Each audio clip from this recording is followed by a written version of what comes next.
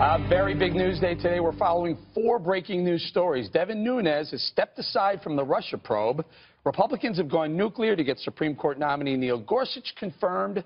The U.S. may be moving closer to taking action in Syria following Tuesday's chemical attack. And a high-stakes meeting is about to take place on North Korea between President Trump and China's leader Xi Jinping. We begin with the House investigation of Russia's meddling with our election this morning, and Battle Intelligence Committee Chairman Devin Nunes stepped aside from leading the probe as his chamber's Ethics Committee investigates whether he improperly disclosed classified information. Texas Republican Mike Conaway will take over for Nunes with assistance from Congressman Trey Gowdy and Tom Rooney. Ranking Member Adam Schiff says it was, after all, the right thing to do. I think it is in the best interest of the investigation. It will, I think, allow us to have a fresh start moving forward. This, I think, investigation is of such critical importance that we need to get fully back on track. It is, I think, worth noting that the investigation never went into hiatus. We've been continuing to develop our witness lists, to work out some of the logistics in terms of how we bring people before the committee, what the process will be. The White House says Nunes' temporary recusal doesn't change the substance of the surveillance issue. Earlier this afternoon, President Trump said he thinks Nunes is a good and honorable person. Now, KG, there are whispers that Nunes decided to step aside, not down, but step aside, after speaking with Paul Ryan. Paul Ryan didn't answer that question when asked directly. Right. He's probably not going to disclose that. They're private or confidential discussions about it, but it seems like there's something there. There's many people that feel that Nunes didn't do anything wrong. He received this information and therefore was honest, transparent, and disclosed it. It seems that the main objection was the way, the manner in which, and the order, the chronology of events in terms of was he to, obligated to notify the other people on the committee first before he went public with that. And that seems to be a matter of protocol versus any kind of improper action or activity on his part. I mean, ultimately, this is something we do want to know about, and he put the interests of the American people ahead of perhaps maybe thinking about in sound judgment what might not be beneficial to him personally, and disclosed this information, and now we're aware of it. Schiff had the information and didn't. Juan, what are you hearing? What do you think? What the reason for Nunes to step aside? Well, it's the Ethics Committee is now looking into the fact that he disclosed information that at the time he didn't have the authority to disclose. And so he was used by the White House as it was trying to build a case that somehow President Trump had told the truth when he said President Obama had him wiretapped. And that still is not the case. But Nunes got himself really, I think, in the crosshairs of the ethics of the investigation, first and foremost. But secondly, with his own party, with Paul Ryan, the Speaker. Ryan really wants the House to have some credibility in it. He does not want Adam Schiff and the Democrats to be able to say that Republicans are the ones who fell in line with the Trump's effort to throw up a smokescreen around this. He wants the House to maintain its credibility, and as a result, Nunes had to go. Danny, do you think this is a good idea can I just throw this in here? I think Devin Nunes is an honorable and a very, very good congressman, and also was the right guy to lead this committee. I wish he hadn't stepped down. It feels to me like it's been a little bit of leadership pressure for him to do it, but is that the right thing to do? I think you have to take Congressman Nunes at his word. And I mean, I know that there's this desire to try to paint Paul Ryan as somebody who is like always getting in the way of the far right or whoever, the pro-Trump people getting support. But I think it has actually been Paul Ryan that has been supportive of President Trump on the agenda. And I actually think that if Nunes came to Ryan and said, there's this ethics investigation, do you think I should step aside? It seems just prudent to do so in order to protect the integrity of the investigation and to make sure that the House can continue to have an investigation. When the senators came out and spoke a week ago, they were so measured and they work in a bipartisan way, and people have confidence in that investigation. Pretty much nobody had confidence in the House investigation. At least they don't even have a good relationship between the two of them, Republican and Democrat. But the thing is that the Democrats don't seem to think that Representative Conaway is any better. If you look at some of the response about him today, it just feels so broken and partisan. And for an intelligence investigation to go forward and to have some measure of credibility, I think stepping aside while the Ethics Committee looks at the allegation, I think it's prudent. Well, Greg, what about completely stepping aside. What about the whole committee stepping aside and handing it over to the Senate? Maybe. I don't blame Nunes whatsoever for leaving. Clearly, he was tired of people ruining his good name. Literally, they kept mispronouncing it every single day. He said he had it. Oh, kind of was hoping they would replace him with Steve Bannon. But you know when somebody says they're doing something out of their best interest, that means they're being forced. Mm-hmm. It's like second to, I'm going to spend more time with my family as an excuse for leaving quickly. But I don't really think that this is big news. So he steps aside. So what? You're just going to replace him with a Republican. It's not like replacing old Darren with new Darren on Bewitched, which frankly ruined the show. You're just going to get Trey Gowdy and somebody else. It'll be fine. Don't worry about it. That's what I was saying, like no one gets hurt. The Democrats are already trying to sully the reputation of Conaway. Hasn't even said anything. Well, why doesn't Adam Schiff step aside then as well? I mean, there are a lot, or why does it have to raise to the level that it has to be a formal complaint against Adam Schiff by another House member? Hey, by the way, House, a complaint about Adam Schiff where he went out on a limb and said he had direct evidence that something was going on, and he has never proved or came forward with that evidence. He's walked that back, in fact. You know, it's not an eye for an eye here, Eric. I mean, really, I think Republican or Democrat, Paul Ryan or Adam Schiff, they can say, hey, you know, Devin Nunes got caught up in something here where he was being used by people inside the White House, later revealed to be members of the National Security Council, to try to create an excuse for President Trump.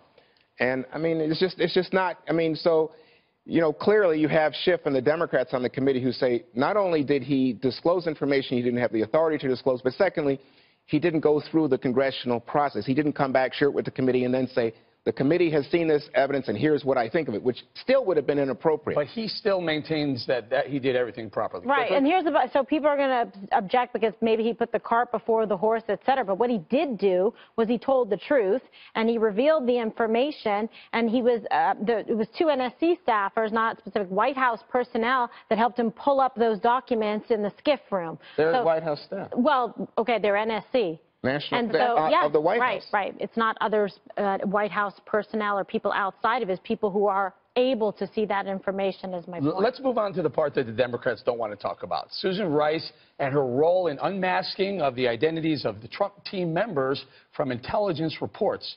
We're now learning, and this onion keeps blooming, we're now learning that those reports contain personal, detailed information about them, completely unrelated to Russia or national security, and that is important. Here's Intelligence Committee member Peter King.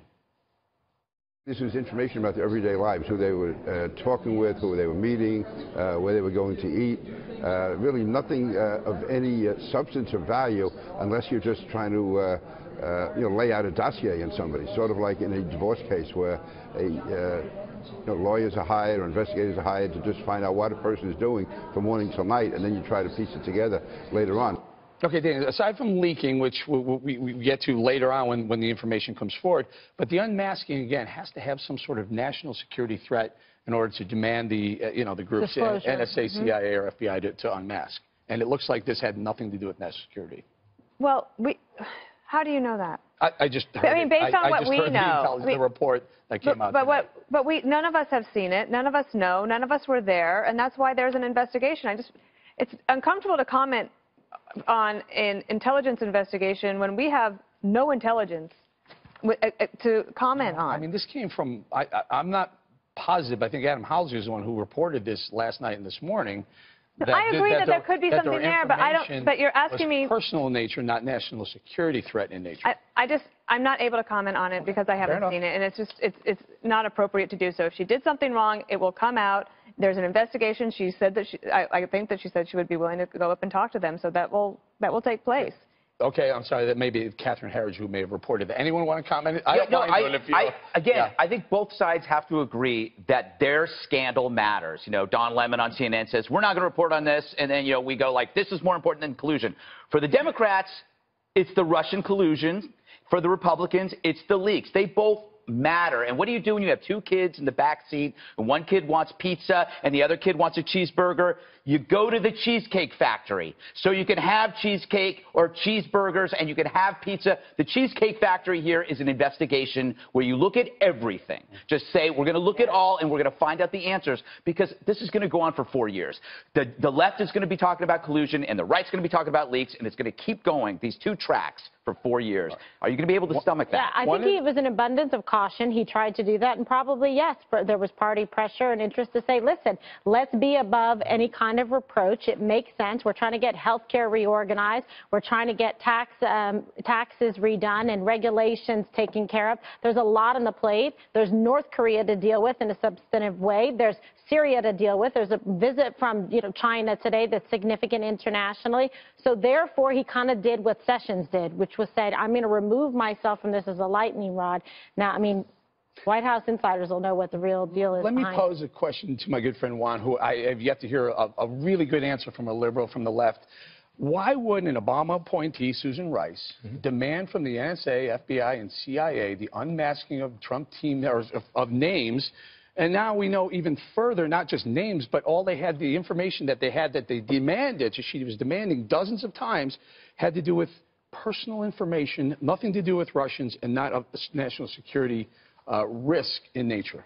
Well, I think this is pretty obvious, but I'll state it for you, which is Susan Rice, as National Security Advisor to the President, gets these documents. Her job is to look out for America's national interest, our interest, especially when there's a threat from abroad, in this case the Russians intervening in our election.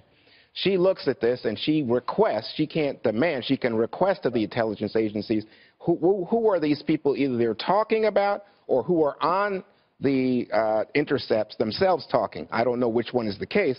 And then once you know that, then you would want to know background information on people as to whether or not, for example, money's pouring into bank accounts from overseas. Here's the rub, though, Juan. The agencies charged with keeping track of those things, the FBI, the CIA, and the NSA, all did not deem those names necessary to be unmasked in order to further an investigation. So I don't know that. Eyeballs on the alleged or risky illegal activity didn't feel it necessary to unmask. I don't know that, Eric, but I don't think that that's possible. Rice asked on more than 24 occasions, I guess, to unmask these names. Other than political reasons, there seems to be no other reason to do that.